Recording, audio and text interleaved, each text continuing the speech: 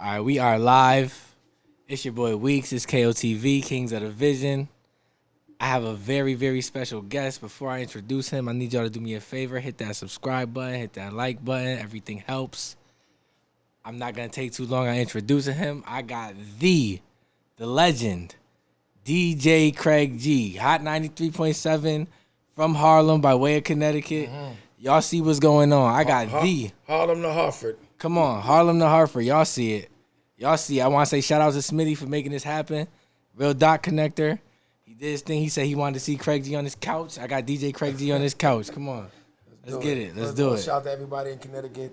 Everybody's watching worldwide. I appreciate everybody. Thank y'all for tuning in.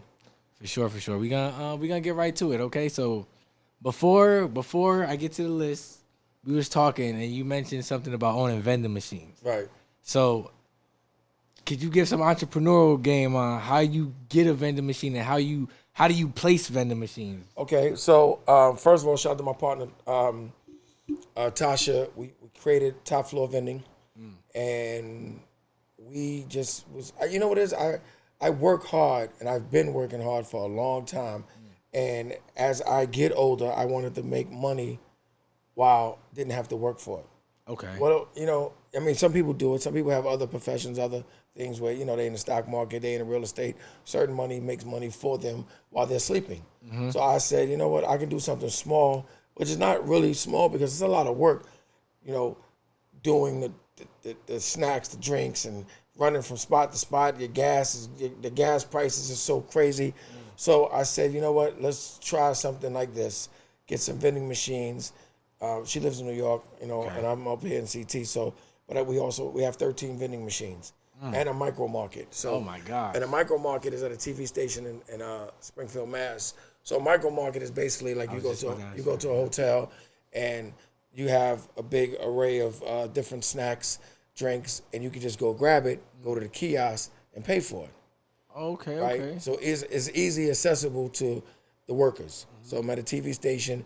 They making $100,000, $150,000 a year. They got big money jobs. Oh my God! They not going to jail for no $2 Snickers. They're not gonna lose their job for a bag of Doritos. That's a fact. You know what I mean? So and it's cameras. So it's like a trust system. Okay.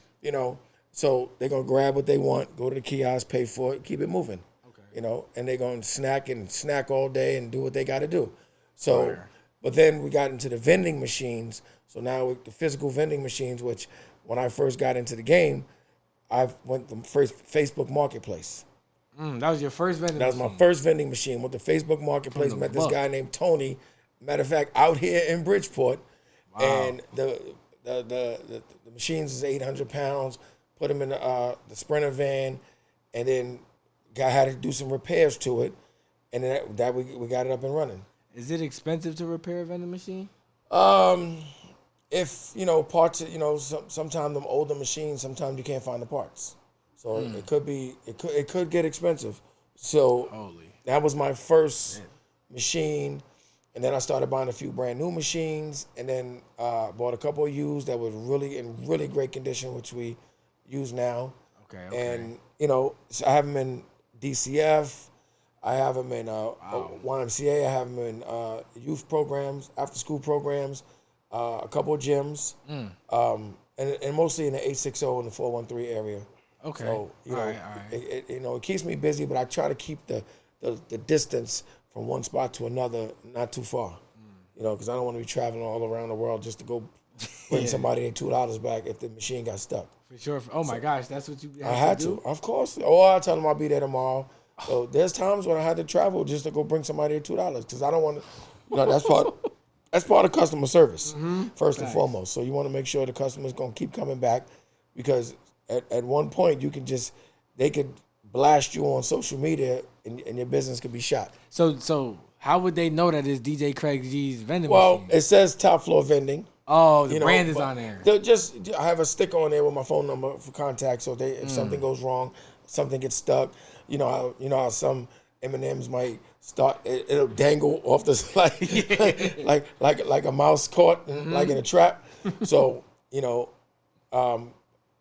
I've had to I'll be right there. I'm on my way. I'll be right there, or I'll just tell them I'll come back tomorrow.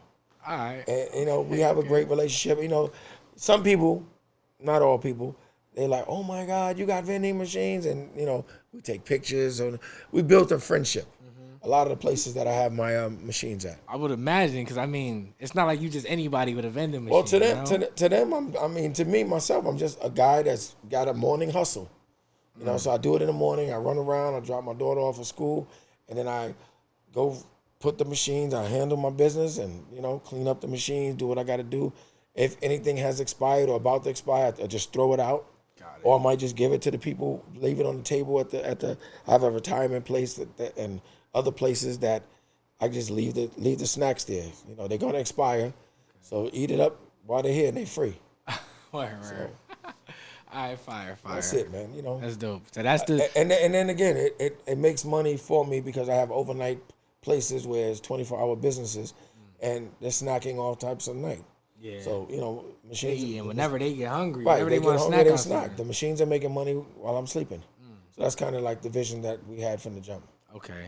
All right. So that's a little bit of game for y'all if y'all want to get into the vending machine game. But look at Facebook Marketplace and see what happens. You got to build the rapport with the person you buying from. People buy sneakers all the time. Yeah. People meet for electronics, speakers, everything. So I bought a big ass vending machine.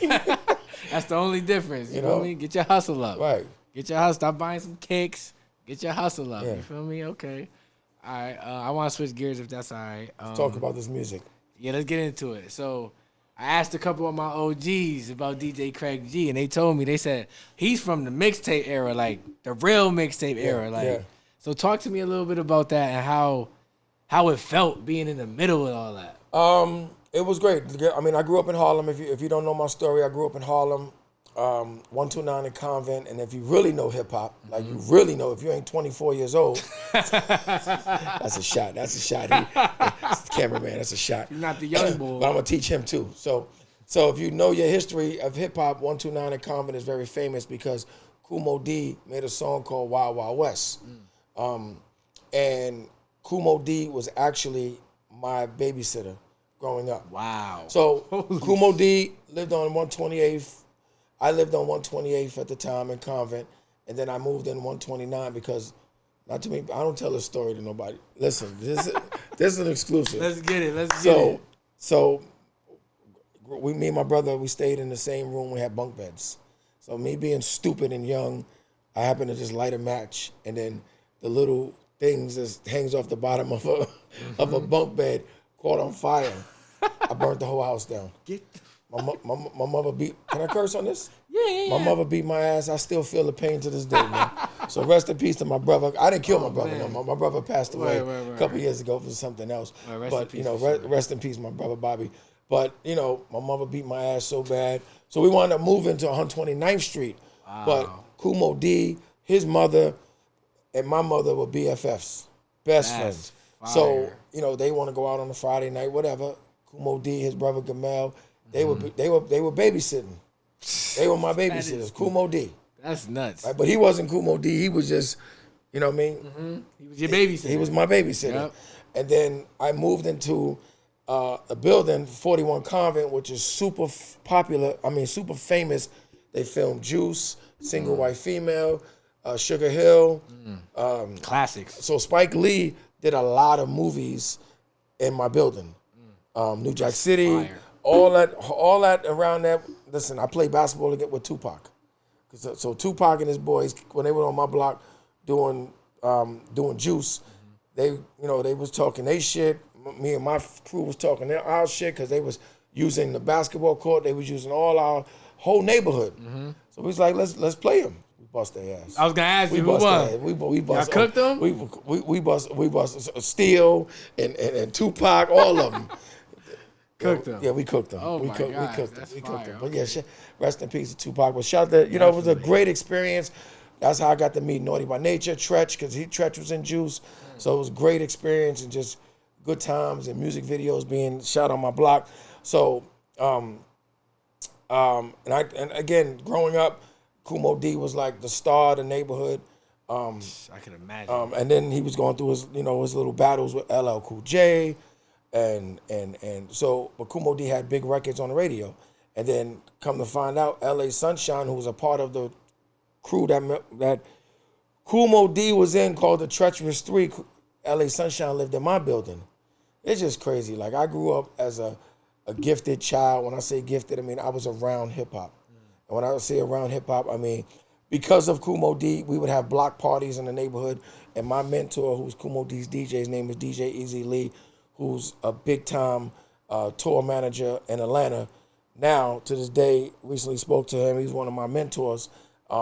He would bring people together by doing block parties. In New York, we had block parties. So where I lived at, 129 at Convent, St. Nick Terrace, down the block was St. Nick Projects, where St. Nick Projects brought Teddy Riley. Oh, wow. Rex and Effect. Further up, 5-6 blocks up, Dipset, Mace, Big L, Oh, my God. Cam. Couple blocks down, Red Alert, legendary DJ Red Alert. So, huh? Yeah, Red Alert's my brother. Shout out to DJ Red Alert. Yeah, shout out to my brother Red That's Alert. So I was around hip hop. Keith Sweat lived in Grant Projects. Like, I was around hip hop as a kid, so I learned so much about the culture, about the business, about everything, just the music, and that's how I started. Me, my brother DJ SNS, who's Mary J. Blige's DJ. That's my brother. Started the mixtape game together. My brother P Nice, Dave-O, like, we all started from in the block. You know, instead of selling drugs, we played records, and then we'd have block parties. Then we used to be those little kids that was behind the ropes, and we was watching. And then because of Kumo D, let me jump it a little bit. So because of Kumo D, with his relationships, we having block parties. So now all the other rappers who were iconic to this day, who were our OGs, they would come. Grandmaster Flash, Rob Bass, Easy Rock, rest in peace to Easy Rock. Rappers was coming from the Bronx. And it was all over because, you know, hip-hop was still new. Yeah. And I'm 13, 14 years old, standing behind the rope like, damn, one day I'm going to be back there. One day I want to be like them. They in there DJing and rapping. And, yo, man, it was a great time to be living in Harlem. That's dope, man. You know? And then eventually we got there. We did our own stuff. And, you know, so it was the evolution of, you know, that's what it was, the evolution. Yeah. Oh, so y'all was like literally, you seen kind of the beginning, and you was the evolution. Absolutely. We were the young kids that made it up out the hood in Harlem, and we got to play downtown New York. Shout out to Maria Davis. She brought me in SNS downtown. 2 Harlem kids brought us downtown, put us in some of the big spots, some of the big parties, some of the big industry nights. She used to do this thing called Mad Wednesdays, and me, my brother DJ Ace, we all did like her events, and she brought us downtown. She introduced us to the music industry. Okay. So we would do industry parties. We would do album release parties. And this is when New York was, you know, the music, you know, the Mecca. You know, every artist you want to come get your record marketed, you come to New York. Yep. You do an album release party on a Thursday, your album comes out Friday.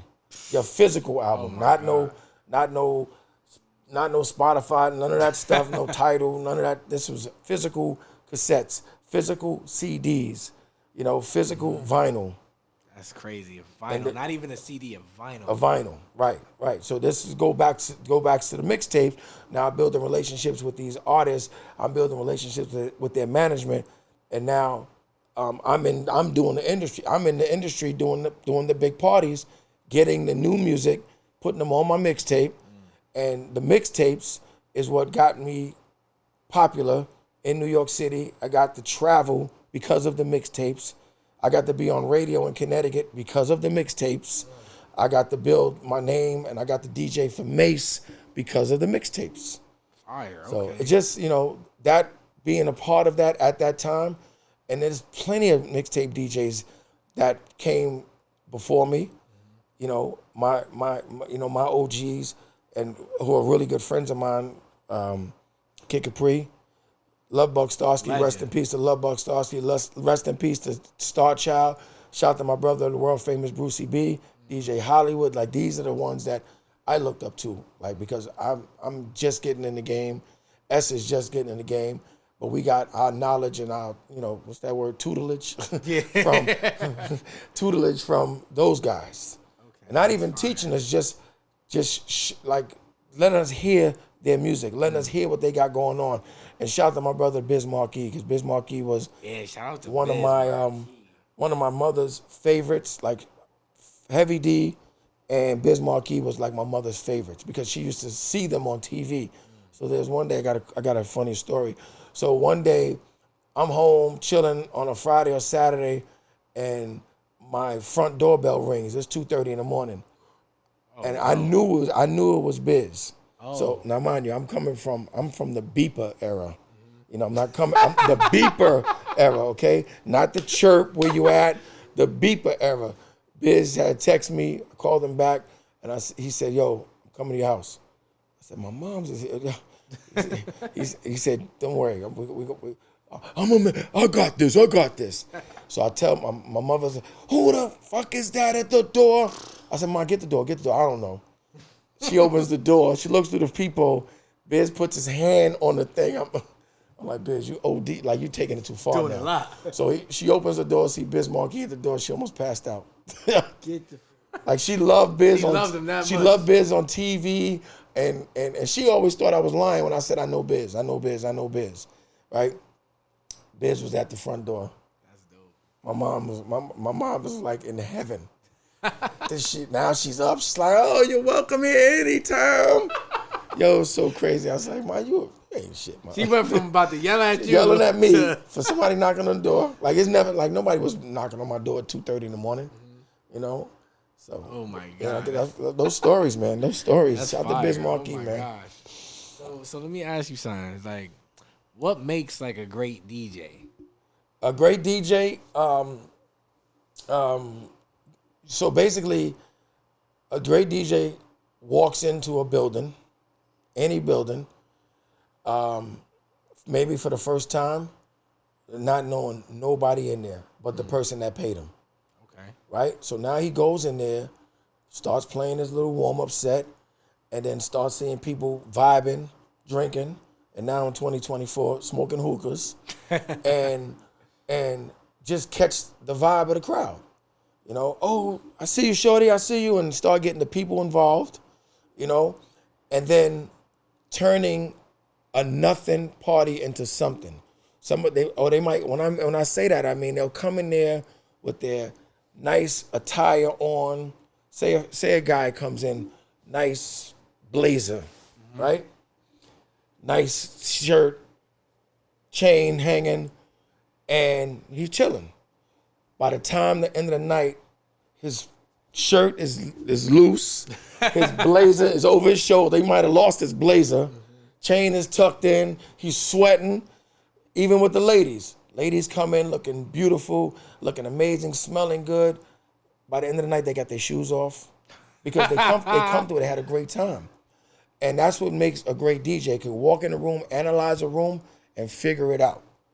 Figure it out. There ain't no, because there's never a time when you can say, "I'm gonna tear this building down." That's your mentality. That's your mindset.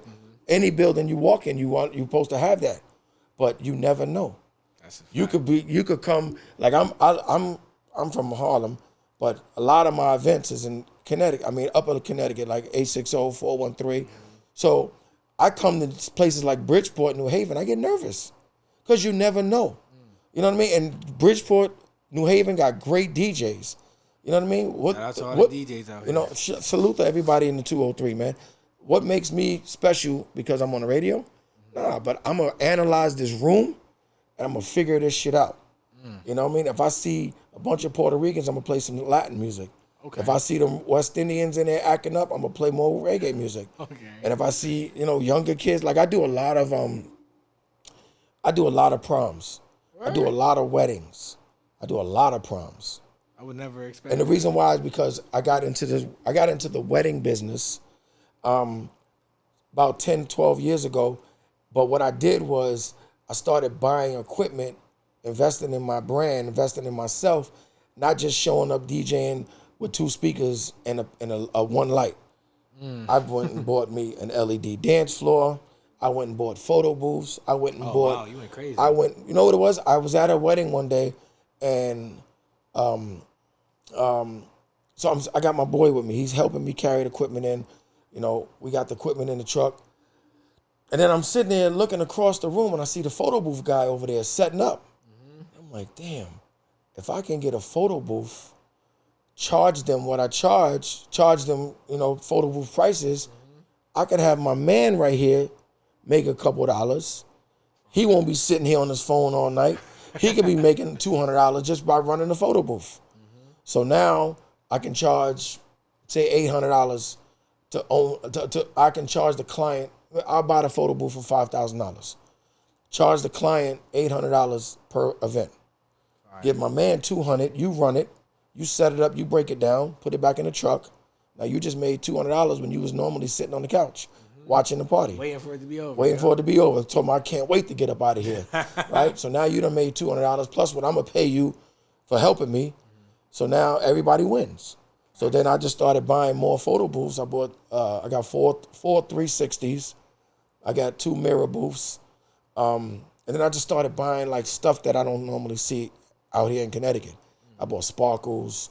I bought projectors to do not just a monogram, do a motion monogram. Like say if it's Mr. and Mrs. Johnson. Yeah. Instead of it saying Mr. and Mrs. Johnson, now it's written in script going across the wall.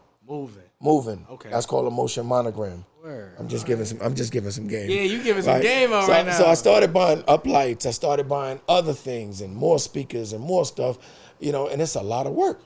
So then I was like, you know, I could start charging what I want my price. To put the work. Because it's a lot of work. It's not just like 2 speakers and a DJ. Yeah. Now I got this place looking amazing. So now I get hired to do a wedding. I promote it on my social media. Social media is free. I put it on all my platforms. So then a high school sees it. They want that same wedding stuff at their prom. Okay, you understand what I'm saying? Okay. So now I get 316s, quinceañeras for the Latin side. You know what I mean? So we just do a lot of private events, and private events pay way more. For sure. It's safer.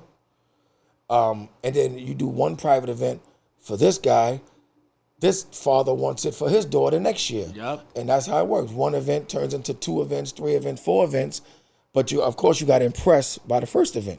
Use your social media. You got to show out. You only get one chance to do it. So use your social media platform, and that's what I do. It's free. And I tell everybody, use it. Use it while it's here. Yeah. You know? For sure. Okay. And repost, reshare, you know, do what you got to do. You got to get the word out. And that's how, you know, I mean, of course, being on the radio, but I'm not sitting on the radio talking about book me. I'm on the radio trying to impress people. Yeah. Say like, yo, we got to have that really DJ. Have a beastie set. Right. And then when I get to talk to the people, I show them everything I got. I'll send them 20, 30 videos, and they in awe. They're like, where do I send a deposit? And now we locked in. Okay. And once the deposit is in, we good to go. All right. So what makes a good set? Like on the radio? Like a set that'll impress the people to say. So I mean, who is that? At the end of the day, you playing some records, right? You go in there, you play your first 7, 8 records, and then you get on the radio and say, like I work with Jenny Boom Boom and I work with DJ Michi. Shout out to Jenny Boom Boom. Right. Shout out to DJ Michi. Right, and Kid Fresh on Friday night. So I go on the radio and I play first 8 songs just of what I want to play. And then I tell them to answer the phones. So now somebody wants to hear a such and such song that sounds nothing like what I just played. So now we play that request. We just made one person happy, right? But now from that point, I can go in a different direction. Yeah. And now the phones start ringing because they see we picking up the phones. And next thing you know, I'm playing other people's requests. Now this person's happy, that person's happy, and it's just you got to create a vibe. You always want people to feel like they're in a party while they riding. Okay. You know, but you know but radio is also a business, and you have to play the popular songs. And then when I tell you this, I'm explaining this to you right now. You ready for this more game? I'm ready. So every time you get in your car, you want to hear your favorite song. Facts. Because that's going to keep you on that radio station. So and people always complain about radio in general. They play the same records. If you travel, if you go up to Buffalo and you drive all the way down 95 and you go to Florida, right? You go on a major highway and listen to every urban radio station, they're playing the same records. They're playing the most popular top 20 records. But now if you go to certain cities, like you go to North Carolina, you might hear more The Baby, right? You go to Atlanta, you're going to hear more Migos, but they've still got to play the most popular records, which is the records that the majority of the people want to hear. Got it. You know what I mean? Okay. So you try to, please everybody, but that's why they have mix shows. So you're going to hear your 20, 30 songs, every hour on the hour, because every time you get in your car, you want to hear your favorite song. It might not be your favorite song no more, but it definitely was at one point, right? You get tired of a song, and then this new generation is like, my ears. Short attention spans. We heard it 5 times. We're done with it. What's the next one? Like they want it. Like I'm at parties. People want to hear a record that was made last night because they saw it released last night. Yep. You know what I mean? They know it came out at midnight. They want to hear it at the next party. Like. Yep. Bro, let this record marinate first. Let it ride. Let it ride. It has to build up. Not everybody was up at midnight listening. Yep. Everybody hasn't even heard the record yet. Right, for real. Right. Okay. I get that a lot. So, radio just, we try to keep everybody up to date with the new music, but you still got to play the big records. Got it. And what's a big record? What's a big record to me might not be a big record to you. Okay. No. All right. So, back to DJing, right? So, in getting you on here, it came to my attention that you were Mace's DJ, right? So, if you could just speak to being Murda's DJ, and how was that experience? Like, and if you could give me any cool stories from that time. So I got, like, people always say, what was your best experience? My best experience was being with Mace, learning Mace. I mean, I didn't grow up with Mace, but we always saw each other at parties, at different functions, hanging out in Harlem. We might play ball. Mace played ball. I played ball. I played for Rice High School. A lot of pounds ago, a long time ago, long time ago, a lot of pounds ago. But when Mace was going on tour after Biggie passed away, Mace had to go. Matter of fact, they came off a tour. I think it was All in the Family tour, right? I think it was Mace, Locks, Black Rob, rest in peace, Rob.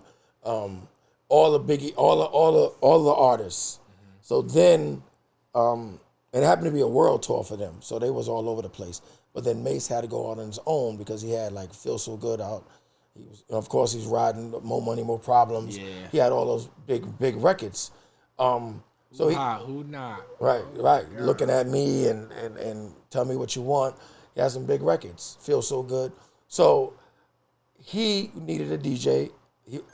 He called me and said, I need you to meet us in San Francisco. So I got on a plane, met him in San Francisco. Kind of had to learn the show this day of, the same couple hours before, and we rocked out. Rest in peace, Huddy Sick. Shout out to my brother Blink. We learned how to do a stage show, put it together, and of course it was gonna be trial and error because I was new to the whole setup. They've been already rocking together. So a couple shows in, we were good. Did Texas runs, we did West Coast runs, Midwest. We probably did about 40 states in probably like 40 days. But in between that, we would do. Mace's records was growing, so Mace was doing Tommy Hilfiger private events, Oprah Winfrey private event, like they in Miami, or wherever. Mace was the special guest at a mansion party. Mace go perform 2 songs, keep it moving, get that bag, let's go, we out.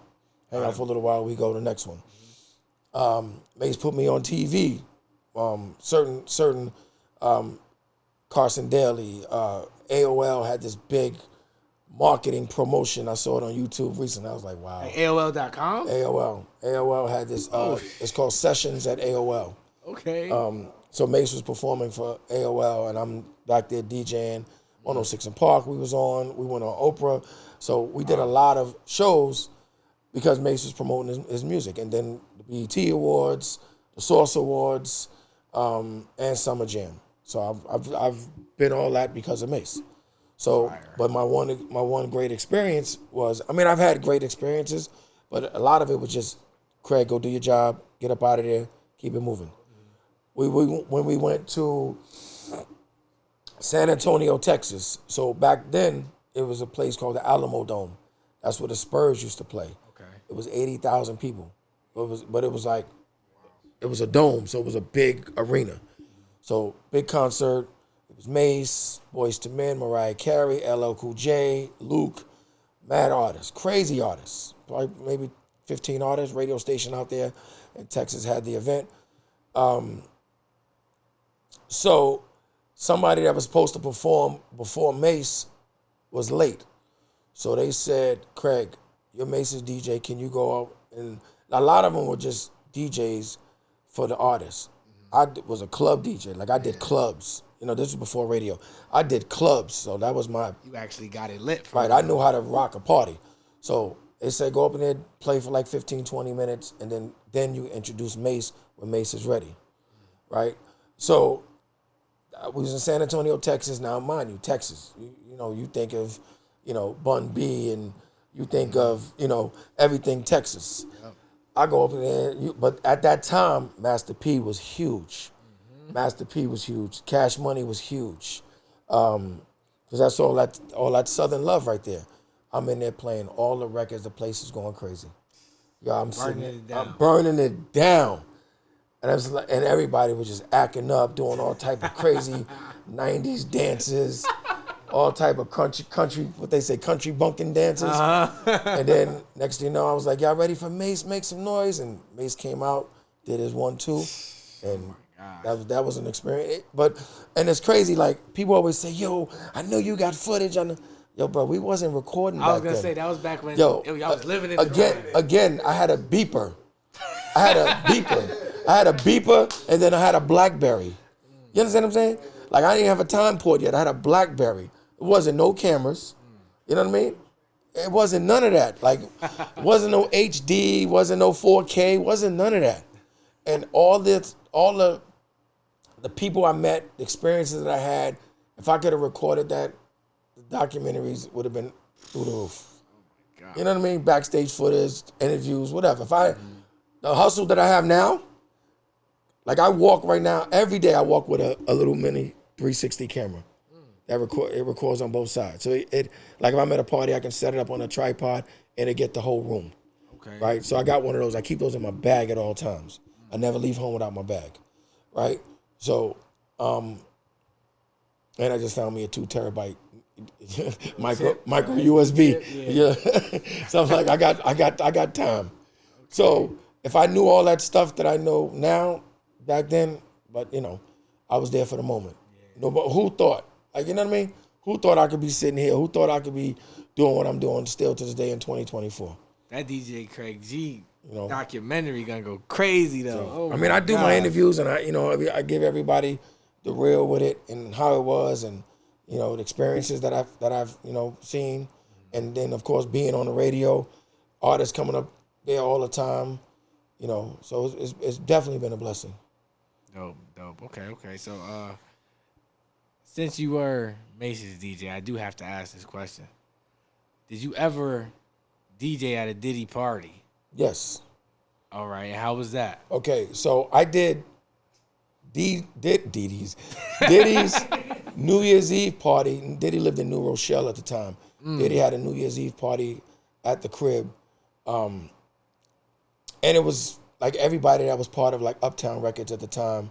Like rest in peace, Andre Harrell, rest in peace, Heavy D, Trouble T. Roy from Heavy D and the Boys. Rest in peace, those guys. But all the artists that was on like Uptown Records, and like this was like a young Mary J. Blige there. All the young artists, like DMX might have been mad young, rest in peace to him. Rest in peace. Jodeci was there. Like these are all like Uptown artists, you know.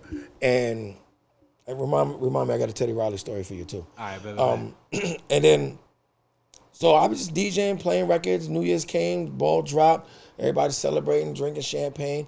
But this was 90-something. Yeah. 98.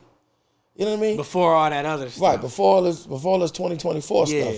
Right? So, but then also, moving forward, I did a few parties in New York, you know, and listen, Diddy threw Bangers. the best parties. Bangers. That's all Best I hear. all-white parties.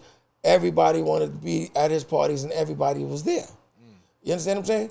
Now, what happens after the DJ leaves and the DJ go home? I ain't got nothing to do with none of that. You understand? What happens after? What happens at the after? I got nothing to do with that. After parties? I got paid. I DJ'd and I left. And I went home. Okay. I wasn't invited to the next party, the next shindig, whatever they want to call it.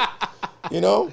Word. Okay. But he threw the best parties. I can never, and nobody in New York City can ever deny the fact that he threw some of the best parties. That's a fact. He gave you an experience at his parties, not like a 2024. Yeah, but you know, the actual party. Late experience. 90s, early 2000s, he gave you the best parties.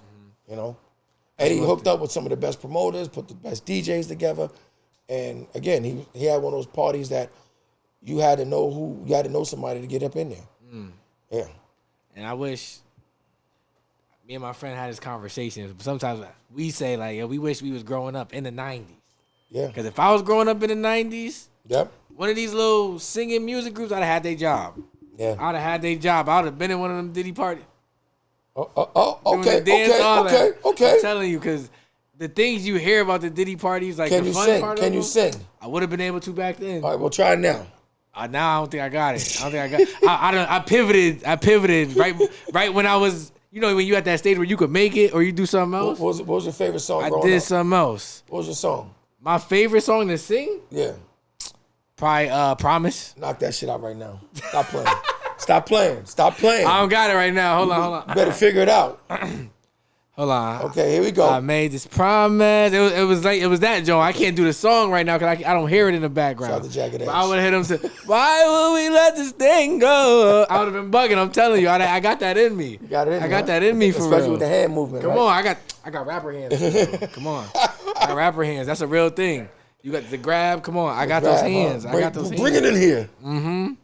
But let me since I mentioned Jagged Edge, I wanted to ask you something. So, you've been in Connecticut for a long time, right? Yes. Why do you think it's taken so long for like Connecticut rappers to get their names out there and get their names up and through the door?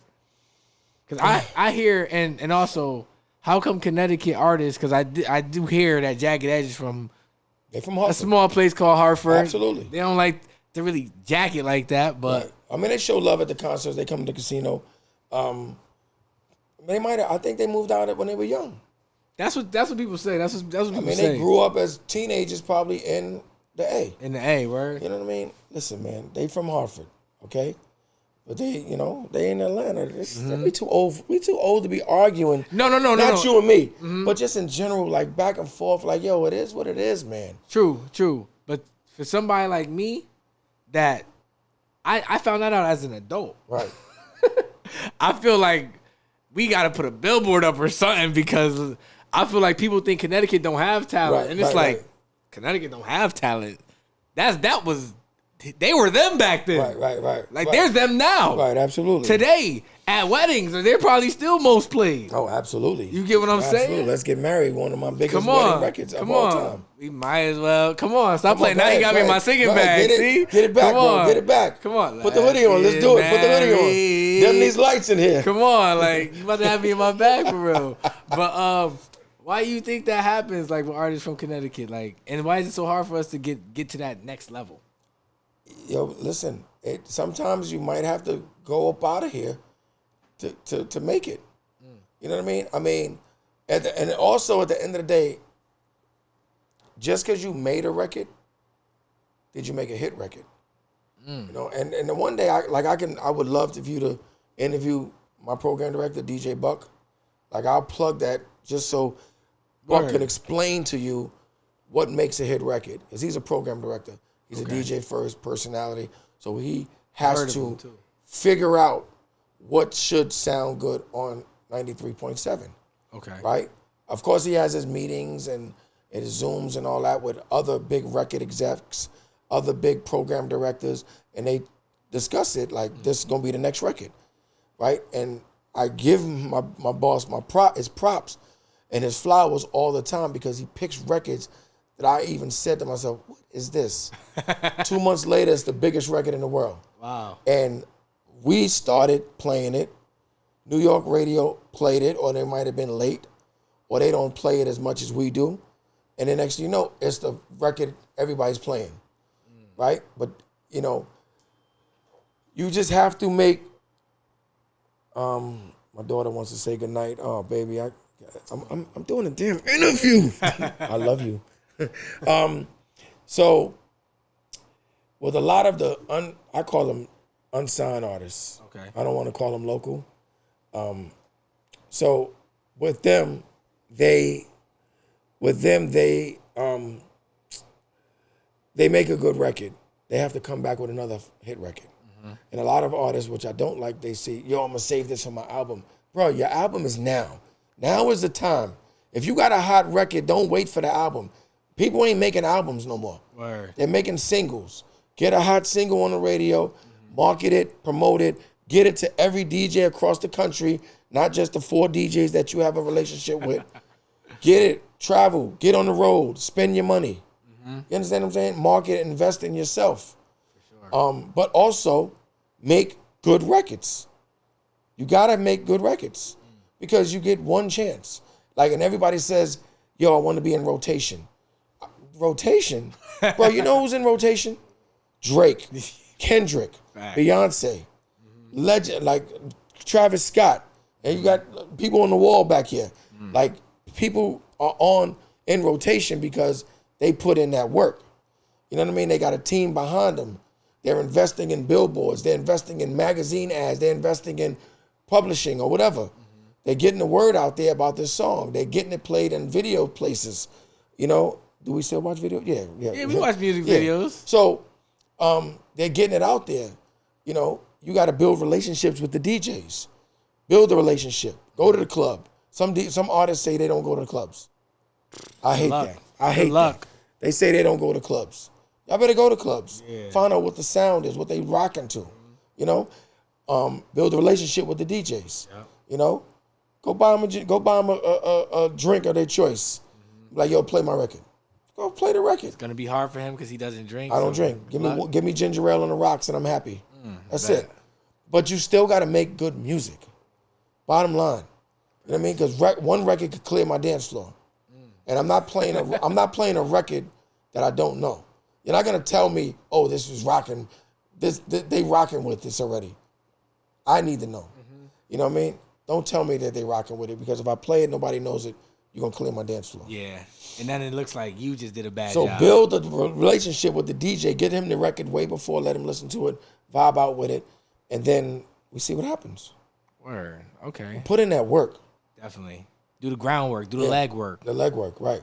Got it. Okay. All right. So before we switch gears, right, I need that Teddy Riley story. Teddy Riley gave me my name, my DJ name, but my top floor business. So back to Brucey B and DJ Easy Lee from earlier, they had a recording studio called Rooftop Records. And underneath that was the world famous roller skating rink in Harlem called Rooftop Skating Rink, right? It was a roller skating rink that Brucey B used to DJ at. So Easy Lee, who was Kumo D's DJ, and Teddy Riley had a recording studio called Rooftop Records, and me and Teddy having a great conversation. We just kicking it, just on some Harlem-ish. And he was like, I was like, I'm trying to build a name, come up with a name for my company. He was like, what floor you live on? I said, the 5th floor, but it feels like the top floor because I'm going to, because I live on the 5th floor, but the 1st floor is normal buildings, is like it's supposed to be the 2nd floor, but it's still the 1st floor. So it felt like I was all, you know what I mean? It felt like it was to the top floor, and he was like, your name is right there. Oh wow! So that's why I came up with top floor. He came up with the name for me. Get the hell out of here. Yep. Excuse me. So he okay. He gave me that name, and I incorporated. I tattooed it on my arm in 1997, And then when I saw him years later, I said, if you want it back, you got to pay me double. Nah. You want it back, you got to pay me double. Okay, all right. And shout out to Teddy fair. Riley. All right, so I got a few more questions. You feel All me? right. We can get up out of here. So, how does someone become wedding DJ of the year? Be clear, that's not wedding DJ of the month. That's the wedding DJ of the year. Okay, so back to, well, appreciate that, first of all. Thank you to everybody That's that tough. voted for me. So what happens is everything that I mentioned earlier about me buying certain equipment that to impress the folks, Yeah. and then I promote it on my social media, and then people, when the voting happens, they see my name on the thing, and they, Craig. We know who that is. Right, Craig. No, we see his work. We see his work. But then again, I still have to be a good DJ and entertain the people, and make sure the dance floor is flooded, make sure the people are vibing, and make sure they leave with their shirt on their back like I had a great time. Okay. So that's and that's I've won that award 3 times. Oh my gosh. But then I've come in second place a couple of times and third place once. So I'm very active into the wedding business. Got it. All right. So, what's your go-to record at a wedding?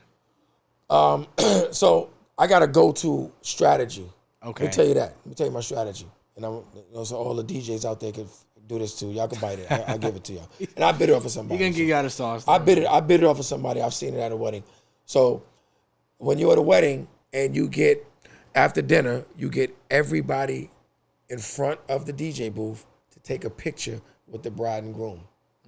Everybody, like every seat, 175 people, everybody take the picture. Word. Photographer stands up on some big old ladder or chair and takes a group photo with the bride and groom. Guess what you just did? You got everybody up, seats, and you come back with a hot song. Okay. And now you got them dancing on the floor. That's fire. Right, but now the hardest part, now this is with the local rapper part coming. Yeah. Now it's like you got to come back with a second song, a third song, a fourth song. Okay. You know what I mean? So now you got to come back with big records behind big records because you got them all up now. Of course, every record they're gonna start getting off the floor, go back to the open bar, go eat, go drink, whatever, go mingle, get in the photo booth. But you got them up, and now you got to keep them up. Word. So, okay. All right. So and of course, every song, your line dances always work. Whatever's popular at the time. You got guaranteed old school records that people love to this day. 30, 40 years later, they still play. Michael Jackson stuff always rocks. Of course. But then, you got to make sure you don't run out of records. Yeah. So you don't want to play all your bangers. So, but I get it started at the salad. Okay. So do you understand that? When you say like when they eat, So when they're finish their eating, salad, they're chilling, I get them singing at their tables off a salad. You understand? In the very beginning, I can get the energy going just early I get an early vibe just off of playing like slow jams. And I get them singing certain singing songs. Okay. Right? So some DJs go sit at the table. It's called a vendor's table. So all the vendors, the photographer, videographer, everybody's at this one table eating. I don't do that. I sit at my DJ set. I eat there, put my food to the right, and I DJ still while everybody's eating dinner because I want to create that vibe for you, and I want to find out which table is the livest. And then it all starts from salad. Okay. Salad, appetizer, then the main course. I got them already vibing to me. So then when it's time to get the dance floor going, they're already, They lit. They ready to go. They ready. They know I'm about my business. Got it. Okay. All right. Well, I got like a couple rapid fire questions, and then we're gonna get you out. Let's here, do right? it. All right. I ain't scared of you. Best mixtape artist. Mixtape artists. Yep. Jadakiss, Fab, Lil Wayne, Jeezy, 50, definitely 50. Definitely 50? Absolutely. 50 revolutionized the East Coast mixtape scene. Like we was playing all those records in the clubs, before In the Club, playing all those mixtape records before he made In the Club. Facts. You know? Facts. Okay. All right. Best DJ besides yourself? Kid Capri. He's not new, but he's new to a lot of people. Mel Starr, dope DJ. SNS is a great DJ. Funkmaster Flex. I mean, Jazzy Jeff, you know, Clark Kent. You know, again, rest in peace. Love Buck Starsky was one of the best. It's a lot of great DJs. Like you got battle DJs, like DJ Scratch is one of my greatest. You know what I mean? Got it. Okay. Like, you know, my brothers Chubby Chub, Green Lantern. Got it. You know, everybody has their qualities. You know, Latin DJ. My brother P Nice, great Latin DJ. DJ Precise. You know, Lobo, like Camilo, Enough. My heavy hitter brothers. Like, you know, being from New York, I grew up with some great DJs. Okay. All right. And then lastly, there's a wall right here. Yes. I need you to tell me who's missing from this wall. I looked at it earlier. Is Mace on that wall? See, y'all taking too long. Y'all should know he's up there now. I'm gonna be honest, I don't think What'd you say? I don't think he's. You don't think he's up there, so put Mace. Why is Mace not on the wall? It's a fact. Yeah, you got me with that one. It's Fabulous. Is Fab on the wall? Fab's on the wall. Fab's on the wall. Okay. Fab's on the wall. Okay. Fab's on. Mace, we gonna get you on that wall next time. Is Cam on the wall? Dipset's on the wall. No, but Yeah, is the whole crew? Yeah. Okay, so that's Dipset's cool. on the wall. Dipset's on the wall. But so this is what we gonna do, right? I'm gonna see if I can get DJ Buck up here, right? Right. And hopefully you can come with him. I know y'all busy, Right. But if you can't come with him, I'm gonna have him report to you Right. that Mace is on the wall. Yeah, we gotta. You gotta. But also, listen. Since I'm here, since I got a platform, you gotta get Billy Bush here. You gotta get DJ Santos here. Santos is from Bridgeport. Does a lot of What's amazing. Santos? DJ Santos, International Santos. Oh, that's my dog. He was just on. Oh, he was on the show. That's family. That's Okay, friend of the okay. show. That's my brother. That's right friend there. of the show. You know, Billy Bush now he lives in 860, but he's from Norwalk. Does a great, Perfect DJ Perfect. He's from out here, Yeah. right? DJ Easy's from New Haven. Bink B, legendary. Like these are DJs that I see out here doing the damn thing. DJ Rush, those are my guys. Okay. I salute. Listen, I come to their parties, support them. They come to my parties, support me. And that's it, man. It's a love. It's a love thing. Word, man. Well, Shout out to Double T too. That's my man. definitely. Okay. All right. I used to DJ out here called Club Low. Y'all remember Club Low? Yeah. What you know about Club Low? I got You know about Club Low? You be outside. Bro, you 16, bro. You wasn't around. You wasn't outside. Come on, man. Come on, man. I was outside. I was outside for You them wasn't days. outside. Oh You my snuck God. in. We could all went to jail messing with you. Oh shit! I got it. Well, I want to say thank you for coming, man. Yo, This has been a great one. I appreciate you, my brother. And good luck with everything, man. Definitely, man. KOTV, man. We out of here. Yeah.